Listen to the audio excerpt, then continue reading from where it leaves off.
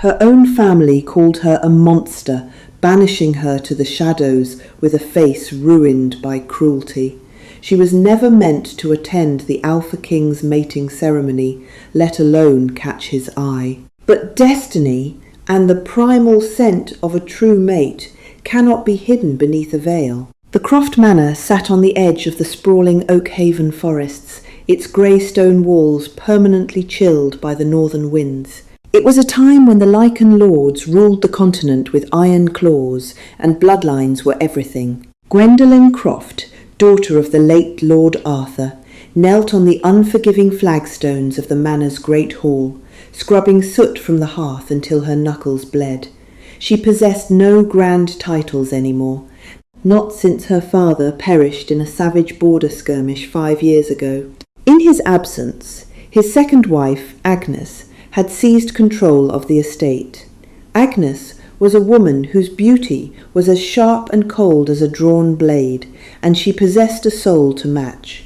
Along with her biological daughter Beatrice, Agnes had systematically stripped Gwendolen of her inheritance, her dignity, and her place in the pack. To the outside world, Gwendolen was merely a sickly ward of the Croft house. Inside the manor, she was a slave. The fragile peace of their miserable existence was shattered on a crisp autumn morning when a royal messenger rode into the courtyard. His steed was black as midnight, bearing the silver crest of the obsidian crown. Dominic Berard, the Alpha King of the Lycan territories, was hosting the century mating ceremony. The decree was absolute. Every unmated female of noble blood across the provinces was required to attend the grand ball at the obsidian castle. The king, after years of brutal wars that had secured the realm's borders, was finally seeking his destined Luna. The moon goddess would guide his senses, but the law demanded all eligible females be presented. Panic and vanity instantly seized the Croft household. Agnes saw the ultimate opportunity to elevate her own bloodline.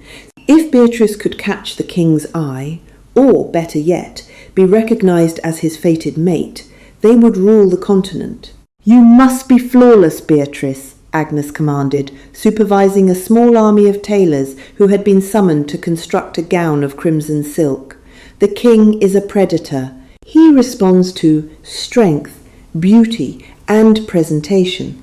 You will be the most radiant creature in that hall." From the shadows of the corridor, Gwendolen watched, clutching a basket of damp linens. She felt a strange, inexplicable flutter in her chest at the mention of the king. It was an ancient instinct, a pull from her inner wolf that she had suppressed for years under Agnes's abuse. By law, as Lord Arthur's daughter, Gwendolen was of noble blood. By law, she was required to attend. Agnes, however, was cunning. She had noticed the way Gwendolen was maturing. Despite the dirt on her cheeks and the ragged wool dresses she wore, Gwendolen possessed a haunting, ethereal beauty. Her eyes were the colour of a stormy sea, and her spirit, though battered, remained unbroken. Agnes knew that if the king saw Gwendolen, Beatrice would fade into the background like a common moth. 3 nights before the ceremony, Agnes took matters into her own treacherous hands. She visited an unsavoury apothecary in the lower village, acquiring a vial of concentrated silver ash root, a highly caustic herb toxic to lichens, known to cause severe, blistering burns that took months to heal. That evening, as Gwendolen exhaustedly washed her face at the basin in her small servants' quarters, she felt a sudden, searing agony. The soap she used, secretly laced with the silver ash, ignited against her skin like liquid fire. She screamed, collapsing to the floor as the left side of her face and neck broke out in vicious, weeping blisters. The pain was blinding, a relentless burning that made her wolf howl in torment inside her mind. Agnes burst into the room, feigning shock while her eyes gleamed with dark triumph. "Good heavens, girl! What have you done to yourself?" Gwendolen crawled to the cracked mirror, sobbing as she beheld her reflection. The left side of her face was ruined. The skin was raw, swollen, and grotesquely disfigured by the chemical burn. She looked terrifying. "It seems you have contracted a foul plague," Agnes said coldly, stepping back in mock disgust. "You are a monster now, Gwendolen, a scarred, hideous thing. To present yourself to the Alpha King in this state would not just be an embarrassment, it would be viewed as an insult to the crown. You would be executed for offending his royal sight." "But the decree!" Gwendolen rasped, tears stinging her raw skin. "The decree applies to proper ladies, not deformed servants," Agnes snapped. "You are too ugly to attend the mating ceremony. You will remain locked in the attic until your rot heals, lest you infect my Beatrice." For 2 days, Gwendolen languished in the dark, dusty attic. The physical pain of her burns was agonizing, but the ache in her chest was worse. As the night of the full moon arrived, the night of the ball, a primal, undeniable urgency seized her. Her wolf was clawing at her mind, desperate, frantic. "We must go. He is waiting." She could not disobey the pull of the moon. Rummaging through a discarded trunk of her late mother's belongings, Gwendolen found an old, heavy cloak of midnight blue velvet. And beneath it, carefully folded, was her mother's wedding veil, a thick, intricate cascade of silver lace and dark netting. Gwendolen draped the cloak over her shoulders and pinned the heavy veil to her hair, letting the dense lace fall over her face. It completely obscured her features, hiding the horrific burns, the weeping blisters, and the shame. She wasn't going to present herself to the king. She just needed to be there. She needed to answer the call of the moon. Climbing out the high attic window, Gwendolen used the thick ivy clinging to the manor's stone exterior to rappel down to the ground. Under the light of the full moon, the scarred, veiled girl began the long, treacherous walk toward the obsidian castle. The great hall of the obsidian castle was a masterpiece of medieval architecture, carved from dark, gleaming stone and illuminated by thousands of floating candles. The air was thick with the scent of roasted meats, expensive perfumes, and the pheromones of hundreds of anxious, unmated lichens. Tapestries depicting legendary pack victories hung from the towering walls, and the music of a string orchestra swelled through the cavernous space. At the head of the hall, seated upon a throne of forged iron and dark oak, was Alpha King Dominic Berard. Dominic was a terrifyingly handsome man, radiating raw, lethal power. Broad-shouldered and battle-hardened, his presence alone commanded total submission from the room. A faint, jagged scar cut through his right eyebrow, a testament to the wars he had fought to unite the packs. But tonight, his piercing amber eyes were clouded with irritation and a deep, gnawing emptiness. His beater, Conrad, leaned in. "Half the noble houses have presented their daughters, sire. Is there truly no sign from the goddess?" "Nothing," Dominic growled softly, his voice a deep rumble that vibrated through the floorboards. "They smell of desperation, political ambition, and synthetic floral waters. My wolf sleeps, Conrad. I am beginning to think the fates have cursed me to rule alone." In the centre of the hall, Agnes Croft was forcefully pushing Beatrice forward into the presentation line. Beatrice wore the crimson silk gown, her chest heaving, her scent artificially sweetened with lavender and rose oil. As she approached the throne and dropped into a deep curtsy, Dominic merely glanced at her. His wolf didn't even stir. "Lord Arthur's stepdaughter, my king," the royal announcer declared. Dominic gave a stiff, dismissive nod. "Enjoy the feast, Lady Beatrice." The dismissal was swift and absolute. Agnes's face went pale with fury as she violently dragged her daughter back into the crowd, muttering curses under her breath. Just as the orchestra began a new waltz, the heavy oak doors at the far end of the hall creaked open. Gwendolen slipped inside, a shadow among the glittering nobility. She kept her head down, her midnight cloak blending into the dim lighting of the hall's periphery. The heavy silver veil hung over her face, clinging to the contours of her jaw, hiding the bandages and the agonizing burns beneath. She felt entirely out of place, a beggar who had wandered into a palace, yet her feet carried her forward as if guided by an invisible tether. She stood behind a massive stone pillar, her breathing shallow. The pain in her face pulsed with her heartbeat, a cruel reminder of her stepmother's hatred. On the throne, Dominic suddenly went rigid. His hand gripped the armrest of his throne so hard the iron groaned. His amber eyes flared into a brilliant, glowing gold. The overwhelming cacophony of scents in the room, the perfumes, the sweat, the roasted meats, vanished. Through it all, cut a single intoxicating fragrance.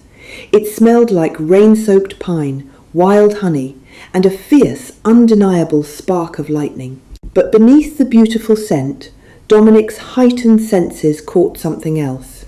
The sharp, metallic tang of fresh blood, the bitter trace of silver ash, and the heavy, suffocating scent of pure agony. His mate was here, and she was suffering. A low, thunderous growl ripped from Dominic's chest, silencing the orchestra instantly.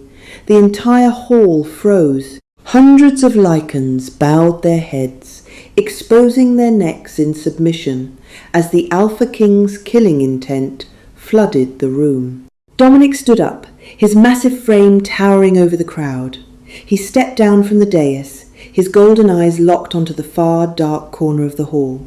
The nobles parted like the Red Sea, terrified of the feral intensity radiating from him. Agnes, standing near the middle of the hall, gasped and grabbed Beatrice's arm. "He is coming back," she whispered frantically. "He sensed something in you, Beatrice. Stand tall." But Dominic didn't even look at Beatrice as he strode past them. He was tracking the scent of pine and pain. Gwendolen pressed her back against the cold stone pillar, trembling uncontrollably. The aura of the Alpha King was suffocating, wrapping around her, demanding absolute surrender. She heard the heavy thud of his boots, stopping just inches from her hiding spot. "Step into the light," a voice commanded. It was deep, rough, and laced with a strange mixture of absolute authority and desperate reverence. Gwendolen hesitated, her hands clutching the edges of her cloak. She slowly stepped out from behind the pillar. The collective gasp of the nobility echoed through the hall. Compared to the jewel-draped ladies, she looked like a vagabond. Her cloak was dusty, and her head was entirely encased in the thick, bizarre silver veil. From the crowd, Agnes's voice rang out, shrill with panic. "Guards! Arrest that creature! She is a diseased servant who has broken into the castle. She is dangerous!" Dominic slowly turned his head toward Agnes, his fangs elongating. "Silence!" he snarled, a single word that carried the weight of a death sentence. Agnes snapped her mouth shut, dropping to her knees in sheer terror. Dominic turned back to the veiled girl trembling before him. He was close enough now that Gwendolen could feel the heat radiating from his massive body. His wolf was howling in absolute triumph within him. "Mate. Mine. Protect." "Why do you hide from me?" Dominic asked. His voice dropping to a surprisingly gentle timbre meant only for her ears. "I am an offence to the eyes, Your Majesty," Gwendolen whispered, her voice raspy from crying, the movement of her jaw sending fresh spikes of pain across her burned skin. "I was told I am too ugly to attend. I did not come to insult you. I only came because I had to." Dominic's chest ached at the sheer sorrow in her voice. He caught the scent of the toxic ash clinging to her skin beneath the lace. Fury at whoever had hurt his mate threatened to consume him, but right now she needed his calm. "There is nothing in this world that could make you an offence to me," Dominic said fiercely. Slowly, deliberately, he reached out with large, calloused hands. Gwendolen flinched, preparing to be struck, preparing for the inevitable disgust when he saw her ruined face. But his touch was impossibly soft. His fingers brushed against the heavy silver lace of her veil. "May I?" the Alpha King asked, asking for permission from the girl dressed in rags. Tears welled in Gwendolyn's eyes behind the fabric. Shaking, she gave a small, terrified nod. With agonizing slowness, Alpha King Dominic Berard gripped the hem of the heavy silver-laced veil. The great hall of the obsidian castle had descended into a silence so absolute that the crackle of the hearth fires sounded like deafening thunder. Hundreds of Lycan nobles held their breath, their eyes fixed on the ragged, trembling figure standing before their terrifying ruler. Dominic's touch was impossibly gentle. He lifted the antique fabric up and over Gwendolyn's head, careful not to let the netting snag on her inflamed skin. As the veil fell away, dropping to the cold stone floor, the collective gasp from the nobility echoed through the cavernous room. A few ladies shrieked, turning their faces away, while seasoned warriors took a subconscious step back. Gwendolyn squeezed her eyes shut, hot tears spilling over her lashes, bracing herself for the disgust. She knew what they saw. The right side of her face was a portrait of untouched, tragic beauty, high cheekbones, pale porcelain skin, and long, dark lashes. But the left side, from her temple down to the collar of her ragged dress, was a horrific landscape of raised, blistering red flesh. The chemical burn from the silver ash was raw and weeping, a grotesque disfigurement that marred her delicate features. But Dominic did not flinch. He did not recoil. Instead, a profound, earth-shattering sorrow washed over his sharp features, rapidly followed by a localized, terrifying heat. His golden eyes locked onto her stormy sea eyes as she bravely fluttered them open. He didn't see a monster.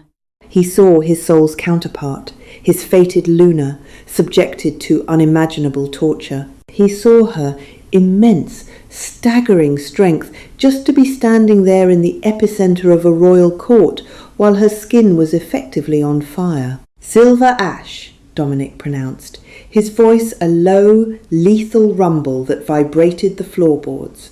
"Someone bathed my mate in concentrated silver ash." The word mate struck the room like a physical blow.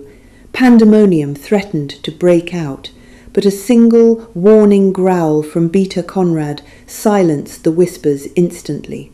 To poison a lichen with silver ash was a crime of high treason. To use it on the king's fated mate was a guarantee of a slow, public execution. "My king!" Gwendolyn choked out, her knees finally buckling as the adrenaline began to fade, leaving only the searing agony. Dominic caught her before she could hit the ground, gathering her delicate frame into his massive, muscular arms. He held her securely against his chest, heedless of the weeping burns pressing against his fine velvet doublet. The moment his skin made contact with hers, a rush of pure, unadulterated power surged through Gwendolyn's veins. It was the mate bond activating a warm, golden energy that immediately began to soothe the vicious sting of the poison. "I have you," he murmured into her hair, his ferocious aura softening only for her. "You are safe now, my beautiful girl. Tell me your name." "Gwendolyn," she whispered, burying her uninjured cheek into his chest. "Gwendolyn Croft, daughter of the late Lord Arthur Croft." From the centre of the paralysed crowd, Agnes Croft lost whatever shred of sanity she had left. Watching her despised stepdaughter be cradled by the Alpha King, watching her grandest ambitions turn to ash, drove her into a hysterical panic. "Lies!" Agnes shrieked, breaking from the crowd and pointing a trembling, jewel-encrusted finger at Gwendolyn. "She is a feral servant, a cursed, diseased creature who has bewitched you, sire. She is no Croft. She is a monster who broke into this castle to infect us all. Guards, kill her." The temperature in the great hall seemed to plummet below freezing. Dominic slowly turned his head to look at Agnes, his fangs fully descended, his golden eyes blazing with a demonic, predatory fury. He did not shout. He did not raise his voice. He merely projected his alpha command, dense and suffocating. "Kneel!" Agnes's legs snapped out from under her, as if struck by an invisible hammer. She crashed to the stone floor, her knees cracking sickeningly. Beatrice screamed, dropping to the floor beside her mother, completely subjugated by the king's oppressive aura. "You dare give orders in my hall?" Dominic's voice was a deadly, quiet whisper that carried to every corner of the room. "You dare speak of treason and murder, while the scent of the very poison used against my queen lingers on your hands." Dominic's heightened senses had already pieced the crime together. The faint, lingering trace of the caustic herb was woven deeply into the fabric of Agnes's expensive perfume. "Conrad," Dominic commanded, his eyes never leaving the terrified stepmother. "Take Lady Agnes and her daughter to the black dungeons beneath the castle. Secure the Croft Manor. Bring me the apothecary who supplied the poison. If any servant or guard stands in your way, eliminate them." "No, please, your Majesty, mercy!" Agnes wailed, her aristocratic mask completely shattered as two massive royal guards hauled her to her feet by her hair. Beatrice sobbed hysterically, her crimson silk gown dragging on the floor as they were mercilessly dragged out of the great hall, their cries echoing down the stone corridors until they faded into the dark. Dominic turned his attention back to the fragile woman in his arms.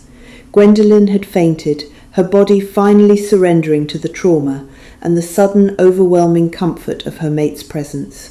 "Let the feast be cancelled," Dominic announced to the stunned nobility. "The king has found his Luna, and the king is not in a forgiving mood." With that, he carried Gwendolen out of the hall, taking the grand staircase 2 steps at a time, sprinting toward his private royal chambers. The royal bedchamber was a sanctuary of dark wood, heavy velvet drapes, and the comforting scent of cedar and rain. Dominic laid Gwendolen upon the massive 4-poster bed with the reverence of a man handling spun glass.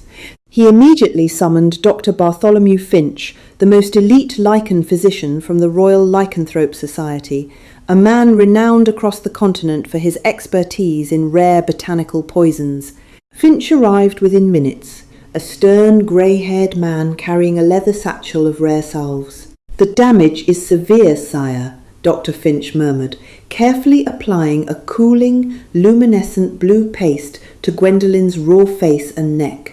"Silver ash stops our natural cellular regeneration. However, your proximity, the mate bond, is actively fighting the toxin.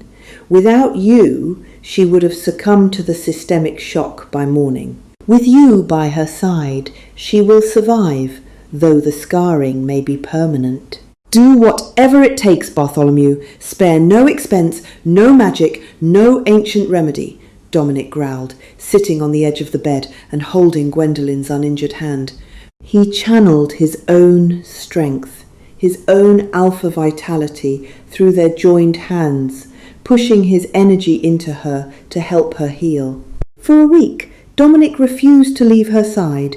He governed his kingdom from the foot of the bed, signing decrees and holding council meetings in hushed tones while Gwendolen slept in a feverish state. During this time, the true depths of Agnes Croft's treachery were unearthed. It was a twist that shook the very foundations of the Obsidian Court. Beta Conrad had violently interrogated the vile apothecary, a man named Ezekiel Grimm.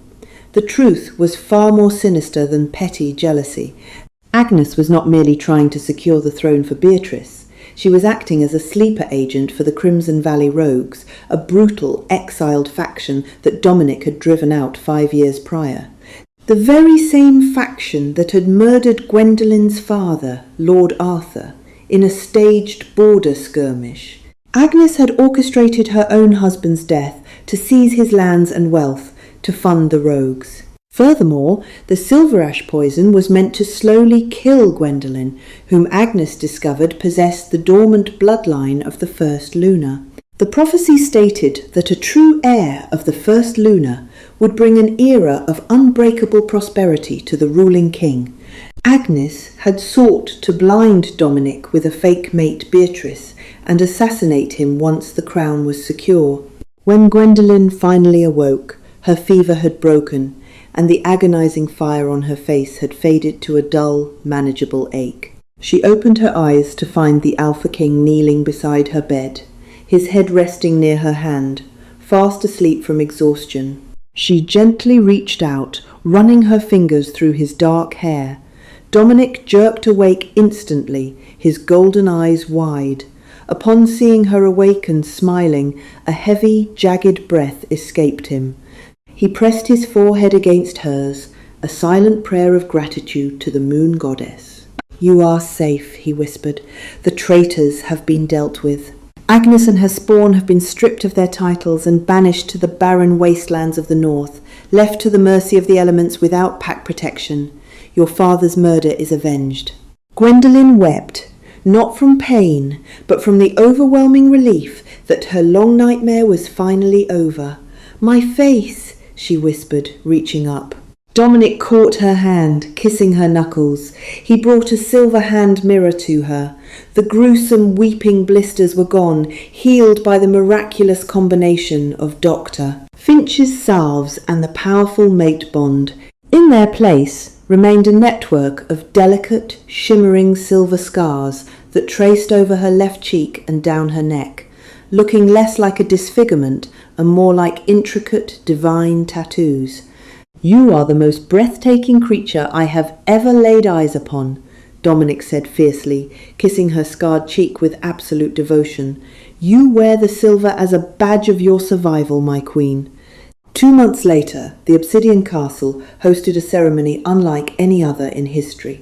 It was not a presentation, but a true royal mating ceremony. The great hall was once again filled with the nobility of the realm, but this time the air was pure with reverence. The grand doors swung open, and the crowd bowed low. Gwendolen stepped forward, no longer veiled, no longer hiding in the shadows of an attic. She wore a gown of breathtaking midnight blue, woven with silver threads that perfectly matched the beautiful, shimmering scars on her face. She walked with the grace and undeniable power of a true Luna, her stormy sea eyes shining with confidence.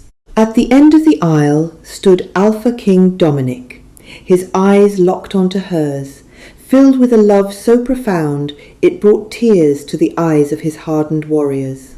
As Dominic took her hand and placed the Luna's crown of woven silver and sapphires upon her head, their wolves howled in unison within their minds. The girl who was deemed too ugly for the shadows had stepped into the light, claiming her throne, her mate, and a destiny that would change the Lycan world forever. Did you love Gwendolen's triumphant journey from the ashes to the throne? If this tale of fated mates, royal betrayal, and ultimate revenge captured your heart, please hit that like button, share this video with your fellow fantasy romance lovers, and subscribe to our channel for more epic werewolf stories. Drop a comment below telling us what you thought of The King's Revenge. See you in the next video.